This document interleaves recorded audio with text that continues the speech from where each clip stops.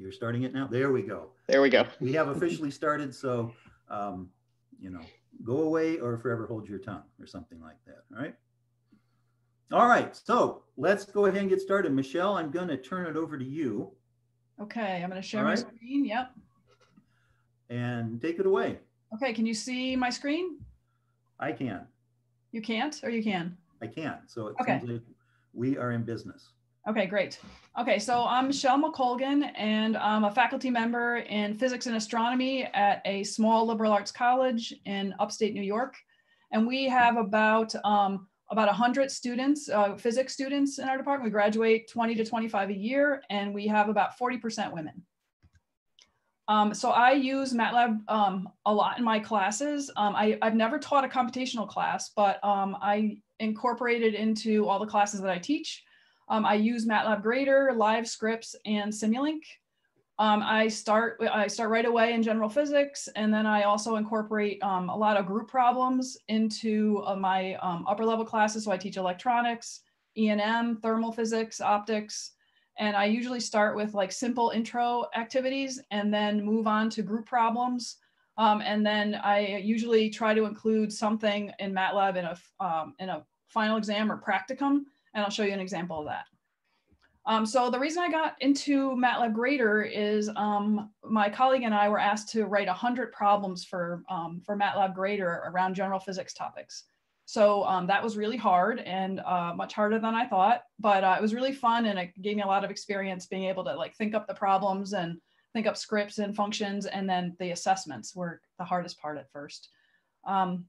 And so some of the things I noticed right away is that some students loved the computational problems and started those homework problems first, and they would keep at it. So I thought that was really interesting. They persisted with multiple attempts. And it seemed like they got really confident with the material and learned the material well. So just another way to engage with the material. When this past fall in my electronics course, I decided, you know, I'm going to use MATLAB Grader a little more.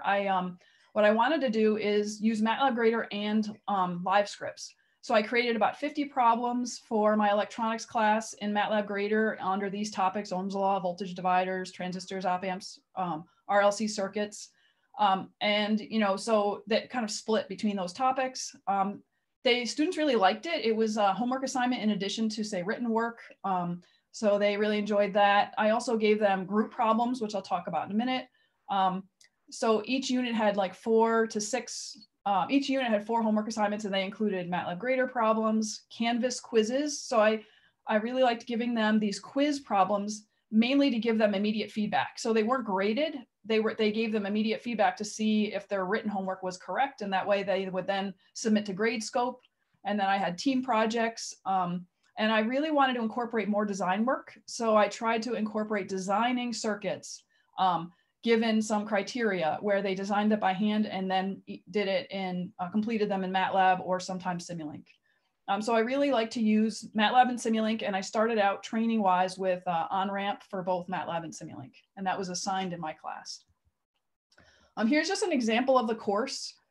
So I have, this is just like a picture, and I was able to put in our logo. But I created the problems under these topics, and then I created assignments for the class on the left-hand side. I can't click on them. I can if I get out, but if you click on them, I'll be able to see all the problems under each one of the assignments. So I was able to assign this to my students, and they were on their way. So this is an example of one of the first assignments that they did, and it's about a voltage divider. So a voltage divider is a pretty easy problem to solve. And so in the beginning with MATLAB Grader, I gave them what I was looking for in the function. So I gave, I was like, okay, a ratio. We talked a lot about the ratio of the, R2 over R1 plus R2. So they knew what ratio meant. And then the output is the voltage. So, so I gave that to them, and I also gave them the code to call their function. So I really kind of gave them a lot of scaffolding in the beginning.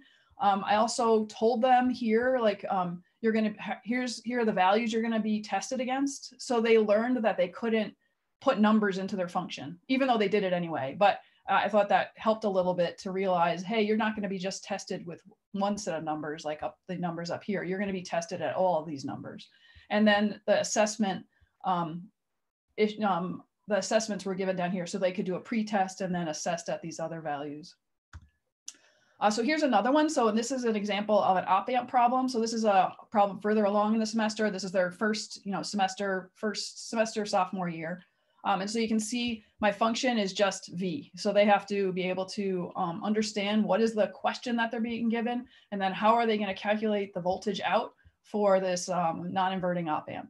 I also give them a little scaffolding for their code to call their function so they can test it. And I guess I didn't plug in my assessment, but the assessment is kind of similar. It's being tested for different values of the resistors here and different values for the voltage here. So these are like some examples of what the code looks like inside the assessment. So you can set your variables and then you can call your functions. So this is calling the student function and this is calling the reference function. So the function that you create to get the answer out, and then you can assess the difference between their solution and your solution. And so you can create these assessments for as many values for variables that you want. So you can see here, I just say, hey, I'm going to be testing this at these variables. I'm going to be testing this one for these variables. And you can just kind of copy and paste your code in here. And you can test for other things too. I just was testing for the V out. So these were, you can look at the student solutions in MATLAB Grader. And so this was like the beginning of the semester. And this was kind of like a little, halfway through or so. So you get some interesting data about it. So it just kind of shows you how you progress from using functions and passing variables in the beginning to the end. They get pretty skilled at it. And you can also see how many times they're submitting. And so I talk a lot about not putting numbers in, but of course they do. Like you can see this example, they're putting numbers in their functions, but then they start to figure things out and they're putting in variables instead. So I just thought some of the data was really interesting to watch how they're learning to translate their variables, to use their variables instead of data, instead of their written problems. So how do I use MATLAB Grader? This is kind of like my vision of using it is to review material in physics. So I really like it in the beginning and for some simple problems. It just really helps them get into this idea of how do you translate a word problem into a computational problem. So I start reviewing physics material, from previous courses. I start with simple problems. I start with like easy things to practice scripts and functions. And then I try to transition from review to more advanced things. And so one of the things I do is I provide videos of how to use MATLAB Grader. And I use a lot of examples from the general physics course. So they should know that material pretty well. And that way they are learning how to use MATLAB Grader. I'm not giving them all the information about the new material. I give them videos about how to make a live script and how to create a Simulink model. So why do I like MATLAB Grader? Students don't need a MATLAB license. So it's really nice, like for the earlier classes, you can just use this and you don't need a license. It doesn't integrate if you don't have I guess, institution license. It doesn't integrate into Canvas or anything like that, but it wasn't that hard to just enter the grades. It works in any browser. So I do have students that have Chromebooks, and so I can work with those. Grading is done automatically. The reason I wouldn't use only MATLAB Grader is that you still want them to learn the IDE. You want them to learn like the script window and the command window, and you want them to practice typing things out in the command window and seeing what they get and then pasting into their script window. Like once they get it right, you want them to like think like that way. And so it has limited functionality compared to the live editor, but there is a window to practice coding. So you really could, I guess, hack it if you wanted to and just have them practice in the window. It looks different, and students tend to not be able to transfer very well if they don't have that practice. And I use Simulink too because we have applied physics majors going into engineering. And so I really love the opportunity to have them create circuits and then troubleshoot. Students really struggle troubleshooting and understanding like, where should I be thinking about voltage values to see if my circuit is working, right? They don't like find intermediate points to help them figure out what's wrong. So why do I like it? You can increase difficulty gradually. You can introduce computational thinking right away. You can convert a word problem to a computational problem. And there's a place to begin. So you're providing an easy online, it's like things they're used to doing. You do it online and they have scaffolding.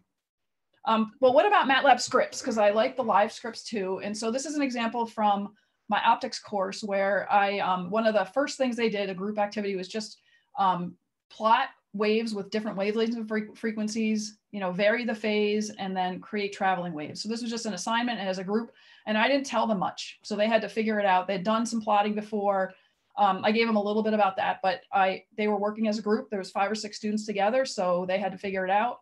Right, and this is what I was expecting them to come up with. I told them what I wanted to see, that I wanted to see what the wavelength was for each one. I wanted to see labels. So we kind of went through back and forth what was expected for the assignment, but I thought with a group activity, you can give them something a little harder in terms of figuring out plotting, but it's an easy problem.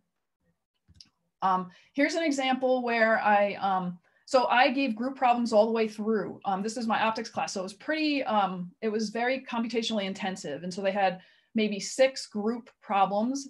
And then I wanted to do a practicum. So they all had to come in, even though they worked together as a group, they all had to come in individually. And I gave them 2 choices to study 2 choices for a computational problem as a practicum. And everyone had to do it. And so these were the 2 that I picked. So I said, given a Young's double slit, what I wanted them to calculate, what I wanted them to plot. I gave them equations and I gave them some MATLAB code. And then from what they calculated in MATLAB, they had to fill out these questions, from your plots, estimate values for the following: the single slit, double slit, and the intensity. And so I gave them this problem and I gave them Fresnel coefficients. So these were 2, for an air glass interface, can calculate the Fresnel coefficients, reflectance and transmittance. So they had to calculate the coefficients, Brewster's angle. They had to plot them, plot Brewster's angle, calculate the reflectance and transmittance, and then plot again. So they had to take what they're given here. Now, they had practiced this already. So we had practiced this, we had done this, but they did it as a group, we did it in class. And so they had the code, but they were going in with a blank MATLAB screen. And so they really had to understand what they were doing. And so I just wanted to show you what, I didn't want to paste all this in. So I want to show you one last thing, if I can find it. I think I closed preview. Of course I did. Just give me 1 second. There we go.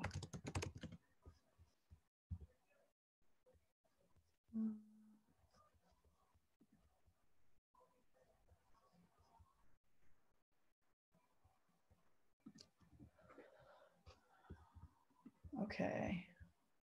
So this is like the assignment that they were given and what we went over in class, right? And just kind of going through the live script and printed out the solutions, asked, just kind of commenting their code. They were asked to comment their code and just giving them each of the pieces and talking about what this actually does. So they had to learn plotting and then they were able to plot here. And then I'll show you the other one, which I thought was the most fun, but who knows, your mileage may vary. But this is the Young's double slit. Again, the code, right? The equations that they're going to use. It's very rewarding having the LaTeX look so nice, and then the graphs look so terrific. Doing, diffraction and interference together is really fun and neat. And so that's basically kind of the examples that I do. And I do these things in like all my classes. So I don't have examples for everything here, but I'm only supposed to talk for 10 minutes. So if you have any questions, I'm happy to answer them. Michelle, there's written in the chat window, there's a question. I believe this is pertaining to your optics class. Is this their first introduction to MATLAB? No, so this is a 400 level class. So our students usually are introduced to either MATLAB or Python their freshman year. And then I teach kind of a class in each of the years. And we also have a computational physics class. Most of the other instructors do some sort of computation in classes. So this is, they're pretty skilled by this time. And sometimes I will get students that say transfer in and they don't have as much experience, but we do team-based learning at Siena. So a lot of times they'll get a lot of help from their other students. So I feel like they're pretty skilled when they come out, and they're definitely able to do this with scaffolding, but they get better and better. Let's see, while we're looking in the chat window here, does the instructor need to have a MATLAB license to use MATLAB Grader? No, I don't think you do. You don't need one. You need an account, but you don't need a license. Yeah, you might look up a little bit in the chat window. Lisa Kempler from MathWorks put up a website, and it's free to use. Let's see, does MATLAB Grader provide good feedback to students? If you give them feedback, so I think it's all a matter of whether you give them good feedback, because you have there's a feedback window in the assessments, so it's really you giving them feedback.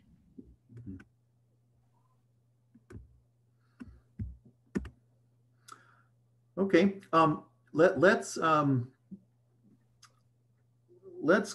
go on to Duncan, and we can continue with questions for both our presenters in a little bit here. So Duncan, are you ready to go? Yeah, I think so. Do I have to share my screen? We're all set. Yep, go ahead, and okay. If we can see it, then you can take it away. Well, let's see. It looks like I can actually share just the application. Let me try that. All right, I think we're in business. Let me see what happens if I put it in playing slideshow. If it keeps doing it. Do you still see it now? Yep. Yep. Okay, good. Yeah. So, right. Hello, everybody. I'm Duncan Carl Smith, a professor at the University of Wisconsin-Madison, and this talk is about first-year physics with MATLAB. Let me like move Zoom out of here. Well, all right, I'll live with it. So I'm teaching. What is this? I'm teaching the first two of a 3-semester introduction to physics using MATLAB. This is a 5-credit 2-semester automatic honors course for about 80 first-year students, undergrads in physics, astronomy, and applied math, engineering, and physics, a special program. So I think this is maybe a model for people are teaching calc level physics anywhere. How do you shoehorn in computation to a sort of traditional course with lecture lab discussion covering all physics? So what I did is I created tutorials with MATLAB live scripts and integrated MATLAB. So that's sort of a thread, plus I've integrated MATLAB analysis in the laboratory component. And this covers a lot of ground: modeling, simulation, visualization, signal analysis, numerical techniques, symbolic algebra, which is available in MATLAB, intermediate advanced mathematics of various sorts, heavy in probability and statistics, and error analysis, it used to be called. This is far beyond that, and statistical analysis, interpretation of data. So starting this as a foundation for computation throughout undergrad curriculum by not putting it as a junior level, 400 type course on numerical methods, but integrating it into their first year experience. So there are a lot of learning goals that are tied up with the implementation. You'll see it's with the constraints and goals, it's a little different from what Michelle's doing, for example. So standard learning goals: innovate, understand, apply physics, of course, foremost. Own measurements and analysis, and MATLAB comes in there. The computation, they take their own data, right? But then they massage it themselves. Another thing where MATLAB is extremely useful here is discovering and using current research data and open data, vast amounts of it, and you'll get a sense in a minute, and so on. So this is what the syllabus looks like for the first semester, which is basically mechanics with a little bit of modern physics mixed in. So there's kind of chapters going through, mechanics and waves and stuff. And then you see in the column the titles to various tutorials. I won't have anything like amount of time to describe all of the things they do, but point out stuff, simulations of, like, you put a tennis ball on a basketball and drop it. You've all probably seen that. It's very cool, right? So simulate that. But then there are things for the astrophysicists in studying black holes and using a professional ephemeris to study the solar system and things like that. They actually look at exoplanet data and analyze that, and they grab data from LIGO.org and analyze that. So we're using MATLAB at a very advanced level there. But other learning goals is, okay, how do you get data from LIGO and crunch it? Now in the column labeled lab, there's various labs, and these are unusual, somewhat advanced, and they use a mix of those and sort of standard labs, and they use MATLAB in that too. And the second semester we kind of roll on, so every week there's a MATLAB tutorial, and most weeks there's a lab, and the lab has MATLAB in it, so they apply it. So there's a lot of advanced stuff in these scripts. It's sort of showcasing all the features and toolkits that are available from MathWorks. Not so that they become expert in all these things, but so they know what can be done. Yeah. So here's an example tutorial from, I guess, Physics 248 in exoplanets.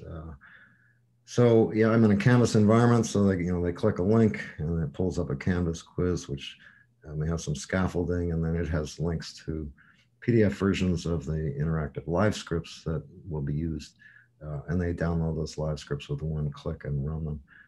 They all have access to MATLAB through a campus license.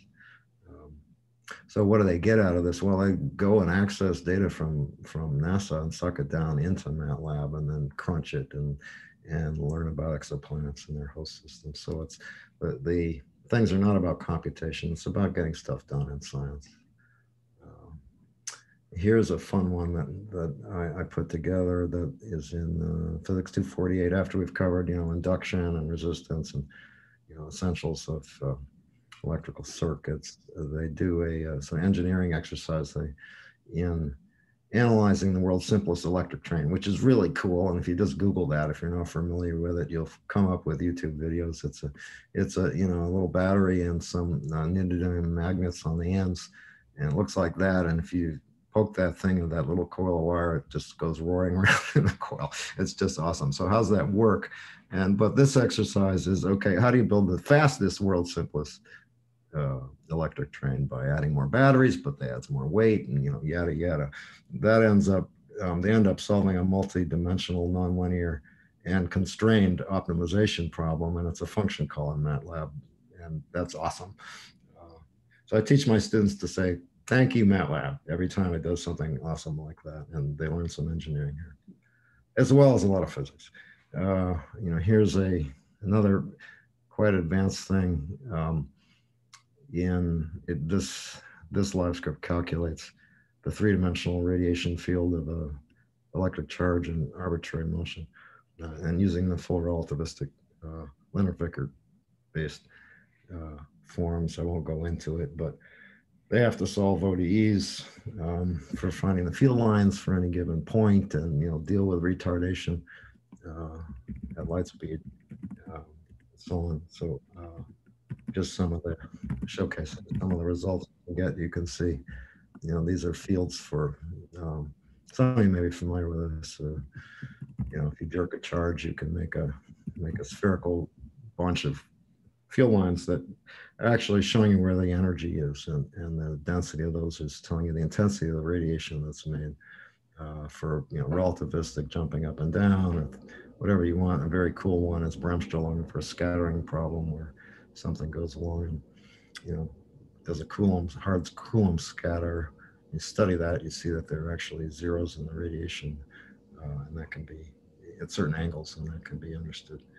So you can do very fancy stuff. These are all twirlable in 3D and so on. So that's fun.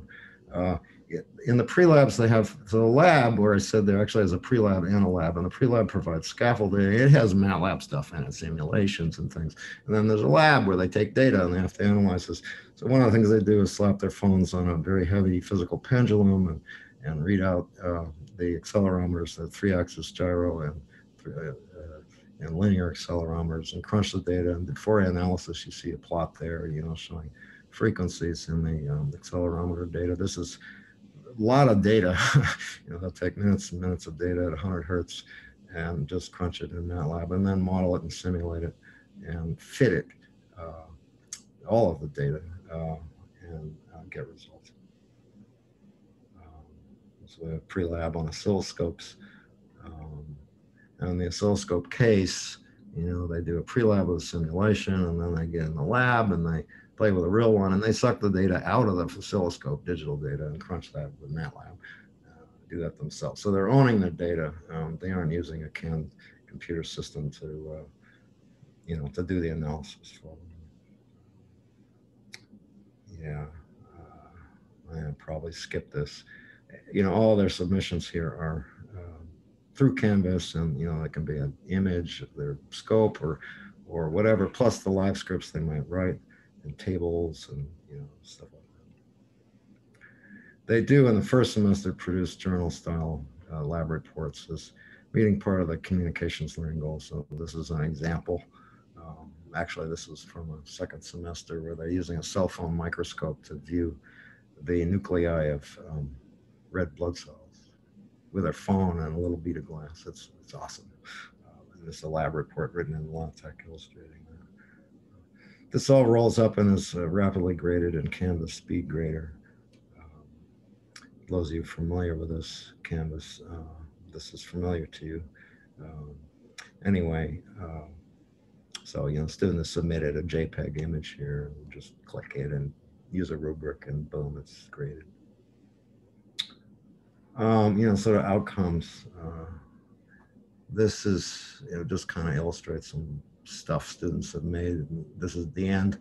They were measuring the Balmer series with a spectrometer for monotonic ionized hydrogen, and there's a spectrum and image of the gas discharge tube that they're using, and then you see there this is a student, hydrogen emissive. I've blanked out their name. This is the required PDF of their executed live script. You see their comments and the LaTeX they've learned and the code that they've learned, and then a plot where they fit the data using a nonlinear fitting mechanism, and buried down below are the errors, the standard errors on the Rydberg constant, deduced from their own data. Yeah, so I'll give you a sense of one approach to incorporating MATLAB. Just piling it on, kind of injecting it into a standard course. Now, I will say that these are students who are, aspiring majors, and this is a automatic honors course, and it's 5 credits. So if this looks like a lot of work, it is for the students. But as you can see from the products they make, they learn a tremendous amount. And my experience is that this experience and the skill set that they acquire just lands them, if they ask, a summer internship or research position right after their first year, as opposed to maybe getting one and when they're after their sophomore year. So the outcomes in that way are quite phenomenal. So thanks for listening, and welcome to take questions. And by the way, I have some for Michelle still. So I'm going to stop sharing, I think. Thank you, Duncan. I have a quick question. Have they had any MATLAB experience? Or is this the first that they actually see and interact with this? This is the first coding experience of any kind for almost all of the students.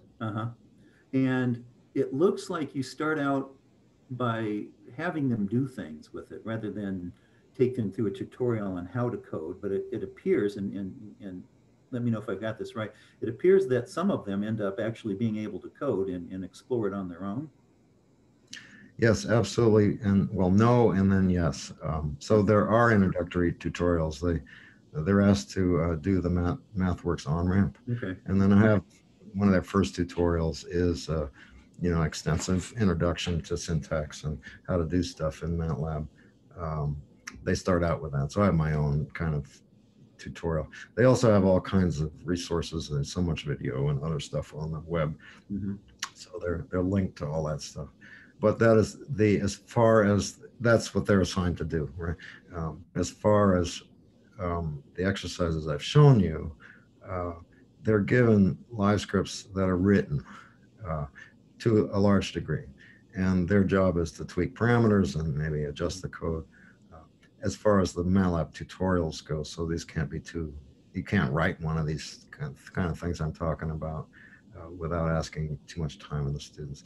When they get to the lab though, then they have to write their own, right? So they've learned in the tutorials how to fit an arbitrary function, an arbitrary number of variables, nonlinear, and get all the covariance matrix or all the parameters, right? And then they go do it in the lab multiple times. So they learn how to do that.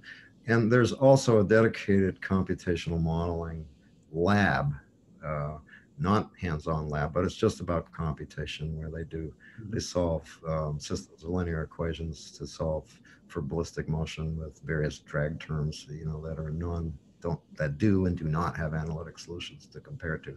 So, and then a little project. So they do have a coding exercise, but most of it is, coming up to speed and then applying and using it to do science. Mm-hmm. Okay. Since we have so many here, I'm going to open it up for questions, but what I would like to do is stick with the chat window, if you all don't mind, and if maybe we can unmute if there's something that requires some clarification. But how about if I will monitor the chat window and I'll try to direct your questions toward both Michelle and Duncan. If you don't mind, put either one of their names in front to whom you would like the question addressed, and I'll try to go through and ask them and keep up with it. All right. So first of all, Duncan. Hey, Kelly, before you jump in, I just want to make one comment. Listening. So I am also jumping into MATLAB Grader, and it is integrated with Canvas, and I'm like 2 check-off marks by appropriate officials here at UW-Madison in order to have that available as a Canvas assignment, fully integrated into Canvas. So you make an assignment in Canvas, it takes you to MathWorks, you link up the MATLAB Grader stuff, and it's all the grades go into your Canvas auto grading system gradebook. So I just wanted to point that out, that functionality is now available. Yeah, that's good to know, actually. All right, so I believe this is directed to you, Duncan. What is the overall theme of your introductory course? This introductory course covers all of physics. Mm-hmm. It's a survey course, so we start with a idea of measurement in units, and we go through the Schrodinger's equation. This is the calc-based sequence, is that? Yes. Yeah. Okay. Yeah. So we don't skip anything. It's mechanics and waves and thermodynamics and E&M and electromagnetic waves and optics and relativity and modern physics. Gotcha. And let's see. Here's another question. Did I hear you say, Duncan, that this is an honors course? Yes. Yeah. Okay.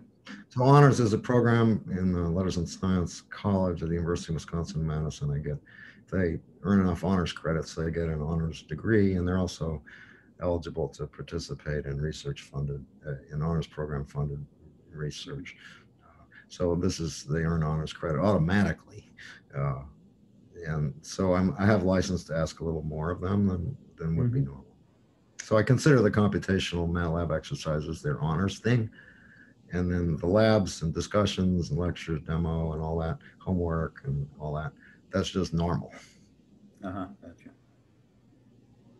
And how many students total enrolled? About 80 start, and 55 might continue. The reason for that is, and that's true kind of no matter what you do in this sequence, is some students just decide physics isn't for them, pretty much no matter what you do. How you teach or whatever. Interesting. I mean, I started out as a lit major and wound up in physics. A lot of these, start out and, they decide to do CS or they decide to go into, humanities. That's a little bit weird going that direction, isn't it? No, not at all. No. And the students who are in this class, I mean, the ones who stick in physics, they'll typically double or triple major. Mm-hmm. Gotcha. All right. Well, since the chat window is not being overwhelmed with questions, why don't you go ahead if you have a question for someone? Well, here we have one, but after this, maybe if I don't get a barrage in the chat window, we just go ahead and unmute and ask away. This one's from Shaul. Am I pronouncing that right? This is a question to anyone attending. We, University of Minnesota Physics, are in a process of constructing a 4-year computing curriculum. MATLAB is our current formal platform. Does anyone have such an integrated curriculum with learning goals and implementation spread over all years? Well, I can take that maybe a little bit. Since I started doing this about 2-3 years ago, building up this curriculum, some of the people who co-taught with me, I now teach it alone, went on and started like, that's cool, and they started integrating MATLAB, but also Python at the introductory level in the 3rd semester of this course sequence, for example. I've just shown you the first 2 semesters. The 3rd semester is dedicated to modern physics. So it's showing up there and showing up in the junior, senior level optics class. So sort of what I hoped to inspire in the faculty is in some level is coming to fruition. But we don't have my institution, we don't have we have not produced an integrated curriculum, I would say. It's just, it's still kind of whoever teaches the class, if they're in the mood.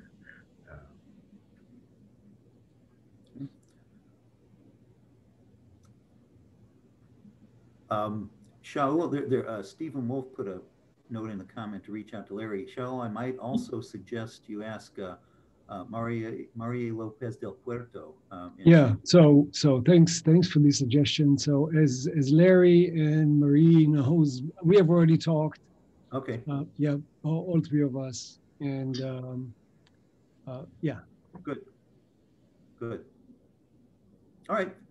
Let's see. Here's another one, and this is kind of thrown out in general. Those of you at smaller colleges, how many of your fellow faculty are involved in embedding computation in the curriculum?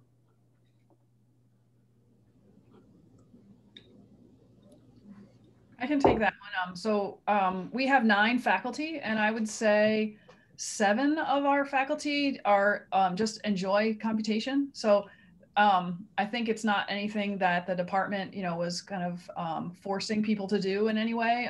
So we have a lot of computation in the classes. Not everyone that does computation does it in every class, but they might. And, they're very willing, and they all have their own, some people use Python, some people use MATLAB.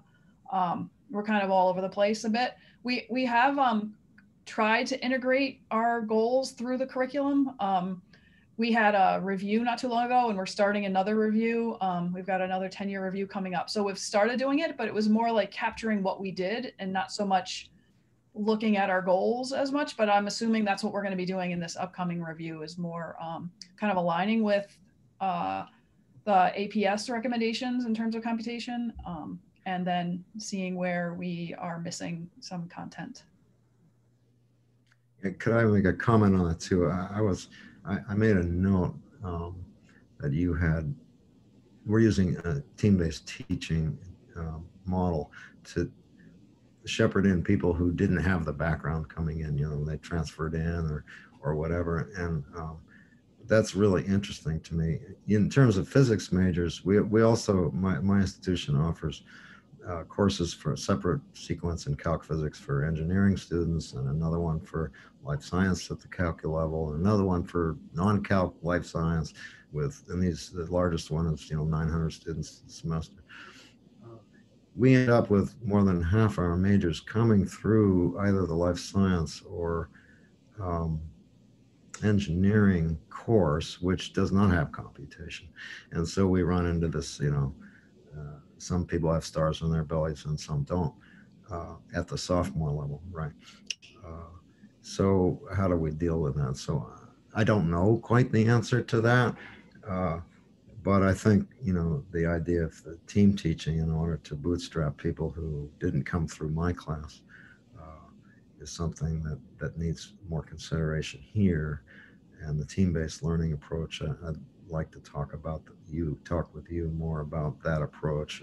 I'm sure that that's not a problem that's not just at a big university, but also at a small college, perhaps, where there are alternatives in background. You might say that person's got great AP in physics, let's jumpstart them into intermediate level mechanics, but they don't have the computation. How do they deal? Okay, I might just chime in about something real quick.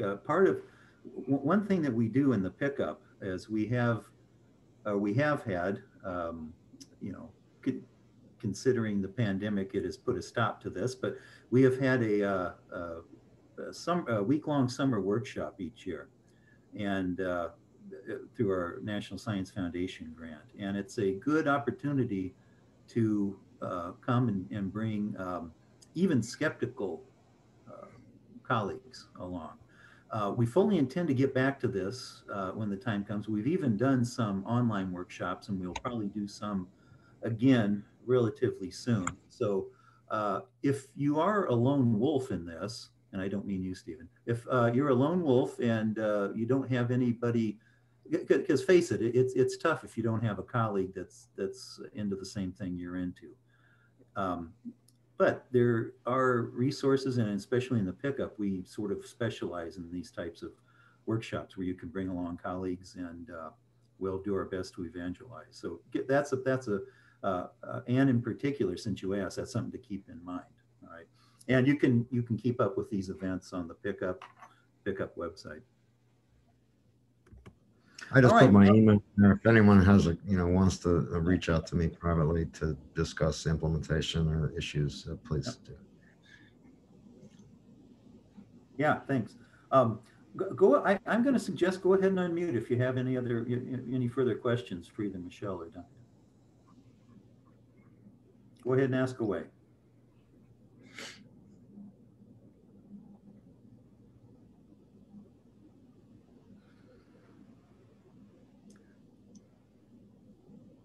You both must be very satisfying.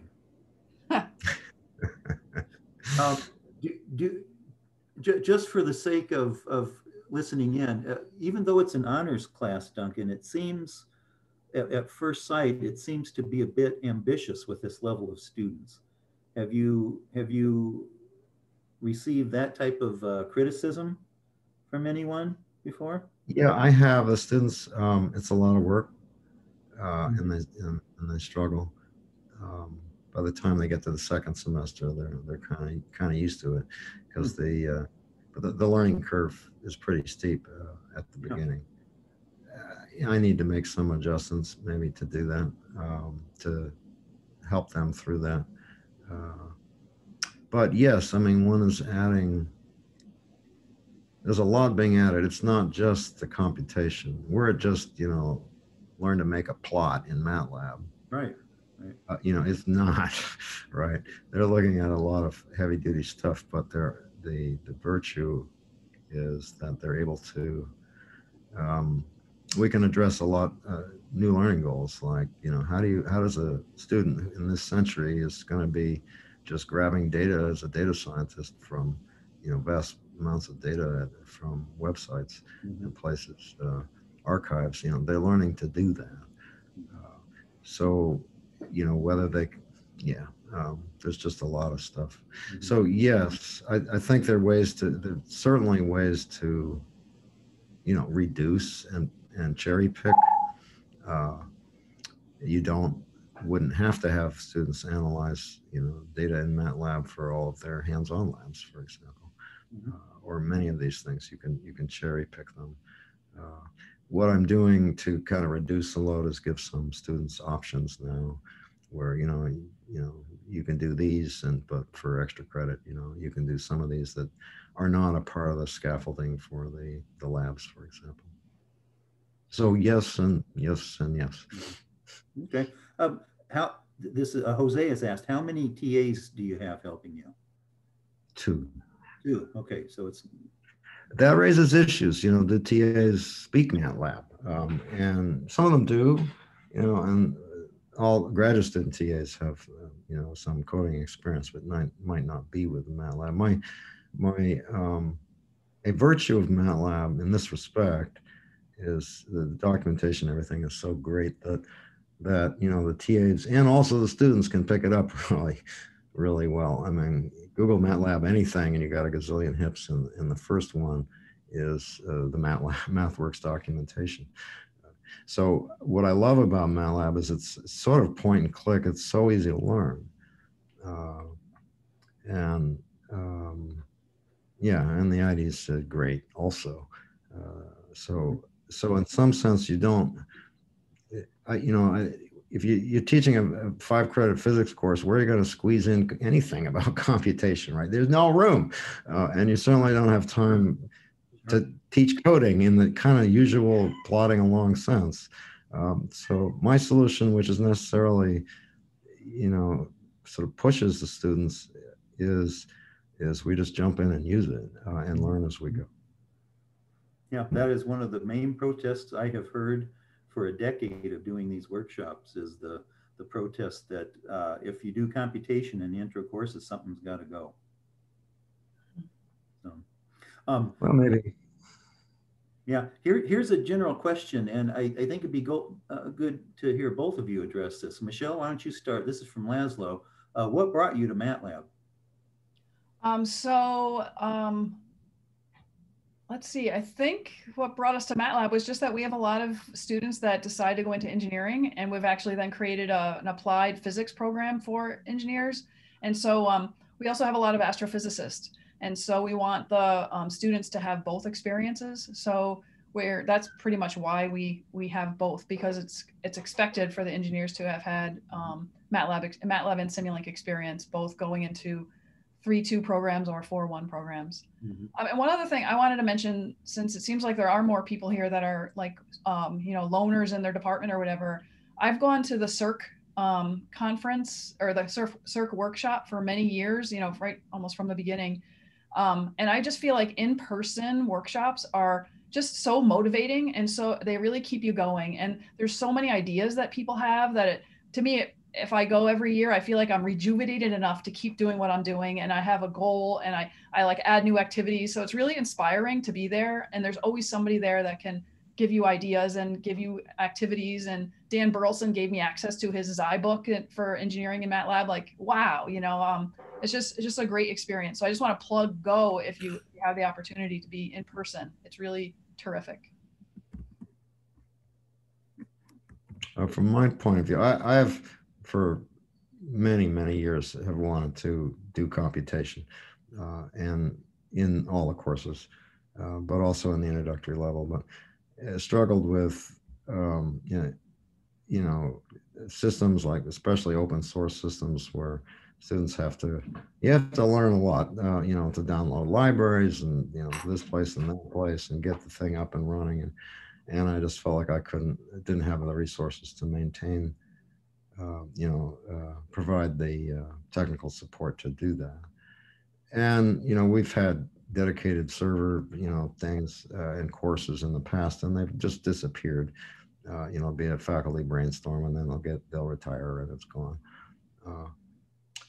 Anyway, I'd looked at MathWorks products long ago, and I came back to it, stumbling around one more time, taking a look at what was available, and I was just blown away. It's like, this is perfect. It has a cloud option. If the student's laptop goes belly up, they can go on any computer and use it, and they're synced with their laptop, and so they're backed up. The documentation is just brilliant, and every example, and you go to documentation for a function, and the documentation has 10 examples of how to use it, and every one of them is one-click download and you run it, and they're all physics. Yes, thank you, Cleve. They're all physics. It's like a physics course. It's just amazing. And then it has the symbolic stuff. It has engineering stuff. It has all these toolkits. And it is just so easy. And they even supply the on-ramp. You just go do the on-ramp. You don't even need an account to do it. You can learn the syntax and functions and lots of stuff. It's just so easy. So for all those reasons, I was thrilled. And fortunately, my campus has a campus license. And the instigation was, I think, the engineering school. Now the math department is using it, and now I'm using it. So it also has the Octave, for the open sourcers. There is an Octave mimicry option, and it's not exactly equivalent. I saw a comment that it was slower. I don't know, the speed is an issue for everybody. you might look at that. I've, tried to explore it a little bit just to see how equivalent it was. They try to emulate all core functionality in MATLAB, but that's a moving target, of course. It works. So that's an option. As far as, I don't want to be too evangelical about it. It's Python. If you love that and you feel like you can support it for students, go that way. That's possible if you can't afford MATLAB. But I think it's for my purposes, it just checked all the boxes for things I absolutely had to have, like the cloud source, the cloud option, so that students don't just go, things just don't go belly up on them mid-semester, things of that nature. So that's how I came to, it's like, I'm going to do this now. That's why I'm doing it now. This MATLAB grader thing is cool too. And so I'm just about to do that. That makes things all auto-graded. And it's like, how do you get the resources to grade all these codes that students might write? Well, you have a machine do it. That's what you do, right? And now that's possible. But I can't do anything like that unless it's integrated with my LMS, which is Canvas. It's gotta be. I can't be hand moving grades back and forth while the roster changes underneath me with adds and drops and blah, blah, blah. It's just a nightmare, right? But now that's just trivial. So is it fully integrated with Canvas? I haven't tested it yet, but it's supposed to be. So it's just trivial and awesome, right? So that just blows the lid out of all kinds of potential problems. I mean, I can just create assignments and have the computer grade it. Yeah, I got to invest the time to make those, or I'll steal them from my colleague here. I'll be calling you soon. And I'm going to be integrating that to help in on-ramping students. All right. There's a question, Michelle, about CERC. How does your department support your CERC activities? So CERC, I just have to pay for travel. So the hotel is paid for by MathWorks, and they provide meals. So I just have to get there. And so my department actually pays for that. So I can just ask my department or my School of Science, and they support travel if I don't have indirect funds from grants. I put the once again the website, and I think Lisa did also, for the workshop. Unfortunately, the 2021, of course, had to be virtual. I believe that we've decided. I've been a convener of this for about 5 years now, I think, and so I'm involved in this also. Unfortunately, we usually have in October. Unfortunately, it's going to have to be online again this coming year. But we very much look forward to the day when we can all get together again in person. And that's true of the PICUP workshops also. Yeah, I've attended CERC twice and encourage people. I think you'd find it inspiring, and you'll see Kelly and Lisa and myself and other people there, but also people from other fields who, geology and other things that are will inspire you. It's like, they can do it there, I should be able to do it.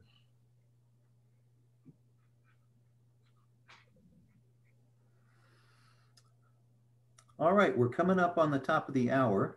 Anybody have any last questions to ask? They have graciously provided their emails. And if you go on both the CERC website and the PICUP website, you can get a hold of any of us from there also. We're happy to address any further questions. I'm sure Michelle and Duncan would be happy to discuss things in more detail. Anything before we experience the sweet sorrow of parting our ways here? Kelly, if I can give a quick advertisement, our next webinar is scheduled for February 25th. We'll be hearing from one of my colleagues from our College of Education on computational thinking, something many of us incorporate kind of intuitively, but she's going to hopefully give us some formalism to think through. So if you want to mark your calendars for February 25th, we hope to see you there. Yep, I believe it's another Thursday evening, correct? That is correct. We're going to try to go for the last Thursday of every month in the spring. We may or may not actually hit that target. So it might be plus or minus a day. Yeah, should be good. I hope to see you all. Silvio, if you can get up It'd be great to see you, man. All right, so I am going to formally call it for the evening. Thanks a whole bunch to Michelle and Duncan in particular, but also thanks to you all for coming out. These are always great to host and be a part of, and it's always good to see your smiling faces without a face covering.